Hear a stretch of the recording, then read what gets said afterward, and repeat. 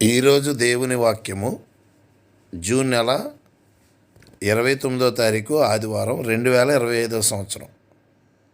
ఆయన సెలవు లేక భోజనము చేసి సంతోషించుట ఎవరికి సాధ్యం? ప్రసంగి గ్రంథము 2వ అధ్యాయము 25వ వచనం. ప్రియమైన వాళ్ళారా, అద్భుతమైన విషయాన్ని మనం చూస్తున్నాం. దేవుని సెలవు లేకపోతే భోజనం చేసి సంతోషించడం మన ఎవరికీ సాధ్యం కాదని. ఆయన సెలవు లేకుండా ఏ వ్యక్తి సంతోషించలేడు, సంతోషంగా ఉండలేడు. కనుక సమస్తము ఆయన సెలవై ఉన్నాయి. ప్రార్థన చేద్దాం. ప్రేమగల తండ్రి, మీరు ఇచ్చిన మంచి ఉదయాన్ని బట్టి కృతజ్ఞతలు.